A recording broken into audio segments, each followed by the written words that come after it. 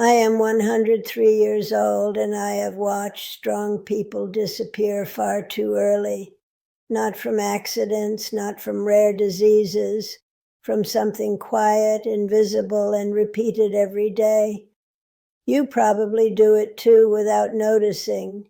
Doctors rarely warn you about it directly. Friends normalize it. Society rewards it. If you keep doing this one thing, your life may quietly become shorter. I speak to you as a grandmother who has lived for more than a century, not to scare you, but to wake you up gently. In my lifetime, I have buried friends who were younger, stronger, and seemingly healthier than me. People often asked why I was still alive while they were gone. They assumed it was luck or genetics, but I saw patterns they ignored. The truth is uncomfortable because it asks you to look at your daily habits, not dramatic events. Most people think life ends early because of sudden tragedy, but more often it fades because of constant pressure carried silently. When I was young, I believed enduring stress without complaint meant strength.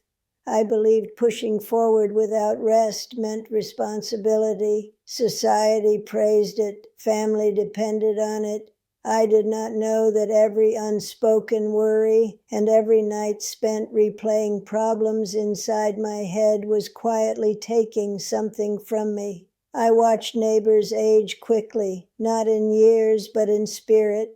Their faces hardened, their sleep became shallow, and their joy slowly disappeared. They were alive, but they were constantly exhausted. I learned that the body listens to the mind even when the mouth says nothing. This chapter begins with a warning, not a conclusion. If you want to live long, you must understand that what slowly drains you is rarely dramatic. It is familiar, repeated, and accepted as normal. When you live long enough, you stop believing excuses people tell themselves. At 103 years old, I no longer see life in years, but in patterns. I watched generations grow up with different technologies, different pressures, and different fears. Yet one habit remained unchanged. People normalized mental exhaustion as if it were a badge of honor. They said being constantly busy meant being valuable. They said worrying meant being responsible. They said resting was laziness. I believed them for many years. I woke up with thoughts racing, went to bed replaying conversations, and carried unfinished problems into my dreams. My body followed my mind into that unrest. My hands shook more. My breathing shortened. My heart felt heavy even on calm days. What surprised me most was how common this was. Everywhere I looked, people were doing the same thing, silently exhausting themselves and calling it normal life. The body does not understand ambition, deadlines, or social pressure. It only understands signals. Constant worry tells the body it is never safe. Constant thinking tells the body it is always under threat. Over time, the body responds by wearing down faster. Immune strength weakens. Sleep becomes shallow. Healing slows. I watched friends age rapidly while believing they were simply unlucky. They were not unlucky. They were overstimulated, overstressed, and never mentally resting. Longevity is not only about what you eat or how you move. It begins with how often you allow your nervous system to feel peace. There is a dangerous misunderstanding I have seen repeated across decades, and it has shortened many lives without warning. People believe stress is only harmful when it feels overwhelming, when it causes breakdowns or visible illness. That belief is wrong. The most damaging stress is the quiet kind, the kind you carry every day and call normal. It hides inside routine, inside responsibility, inside expectations you never question. When I was younger, I believed if I could still function, then I was fine. I believed if I could still work, still care for others, still smile in public, then my body would handle the rest. What I did not understand was that the body keeps a record even when the mind pretends nothing is wrong. Every unprocessed worry stays inside. Every night you fall asleep thinking about unfinished problems teaches your body that danger never ends. Over time, this creates a constant state of alert that does not shut off. The heart works harder than necessary. The muscles never fully relax. The mind forgets how to rest even when there is nothing to solve. I watch people say they would relax later, after success, after stability, after retirement. Many never reached that later. They aged quickly, not because of fate, but because their bodies were never allowed to feel safe. Longevity does not disappear suddenly. It erodes slowly, disguised as productivity and responsibility. If you do not recognize this early, you may spend years believing you are strong while your body quietly prepares to give up sooner than it should. I want to tell you about the moment I realized endurance was not the same as health. It did not happen during illness or crisis.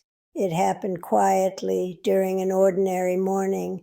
I woke up feeling tired even after a full night in bed. My body was present, but my energy was gone. That day, I noticed something frightening. Even when nothing was wrong, my mind was still searching for problems. I realized I had trained myself to live in tension. For years, I believed carrying worries meant I was responsible and strong. I believed letting go meant I did not care enough. That belief nearly cost me my future. I watched people around me do the same thing. They ignored early signs because society told them to push through. They dismissed exhaustion as weakness. They treated rest like a luxury instead of a necessity. The body, however, does not negotiate. It adapts until it cannot anymore. When you live in constant mental pressure, your body learns to survive, not to thrive. Survival mode is useful in emergencies, but deadly when it becomes permanent. I learned that many illnesses do not begin in the body, but in years of unresolved stress. Pain, fatigue, and sickness often appear only after the body has been asking for relief for a long time. This chapter exists to make one thing clear. If you pride yourself on enduring everything without pause, you are not building longevity. You are borrowing time from your future body without knowing the cost. As the years passed, I began to see a clear difference between people who lived long and people who only lived fast. The ones who survived into old age were not the strongest, the richest, or the busiest. They were the ones who knew when to stop. They understood that rest was not failure and silence was not wasted time. I remember friends who filled every moment with activity because they feared stillness. When they were alone with their thoughts, anxiety surfaced. Instead of listening, they drowned it with work, noise, or distraction. That avoidance slowly exhausted them. The body needs moments of calm to repair itself, but calm never arrived for them. They carried their worries like proof of importance, believing that constant thinking meant they were in control. What they did not see was that their minds were controlling them. I learned that stress is not always caused by events, but by resistance. Resisting uncertainty, resisting rest, resisting the idea that not everything must be solved immediately. When you do not allow pauses, your nervous system never resets. Over time, this shortens patience, weakens immunity, and steals joy from ordinary moments. I made a choice many years ago that saved me. I stopped treating rest as something earned only after exhaustion. I allowed myself to pause even when tasks remained unfinished. That decision changed how my body aged. Longevity does not belong to those who do more. It belongs to those who know when enough is enough. One of the most harmful habits I see in younger generations is the belief that the mind must always be occupied. Silence makes many people uncomfortable. When there is nothing to think about, they reach for distractions, not realizing that constant stimulation is another form of stress. In my youth, silence was unavoidable. There were no endless notifications, no screens demanding attention every moment. That quiet allowed the mind to reset naturally. Today, many people carry noise everywhere they go, and their nervous systems never rest. I watched younger relatives struggle with sleep, not because they lacked time, but because their minds forgot how to slow down. They lay in bed replaying conversations, planning tomorrow, and worrying about outcomes they could not control. This constant mental activity keeps the body in alert mode long after the day has ended. The heart rate remains elevated, breathing stays shallow, recovery never fully begins. Over years, this pattern becomes exhaustion that no vacation can fix. Longevity requires periods of mental emptiness, not productivity. When you allow the mind to be still, the body receives permission to heal. I learned to sit quietly without solving anything. I learned to let thoughts pass without chasing them.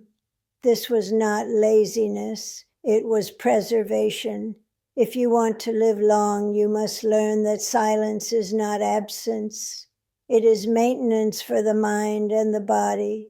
There is another mistake I want to warn you about, and it is deeply connected to stress. Many people believe they must carry everything alone. They think asking for help is weakness, and speaking honestly about exhaustion is failure. I believed this too when I was younger. I stayed silent about my worries because I did not want to burden others. I thought strength meant enduring quietly. What I did not realize was that isolation magnifies pressure. When stress has no outlet, it settles deeper into the body. I watch people slowly withdraw from conversations, laughter, and connection, not because they disliked others, but because they were too tired to engage. Longevity is not supported by isolation. The human body responds positively to connection, safety, and shared experience. When you talk openly, your nervous system relaxes.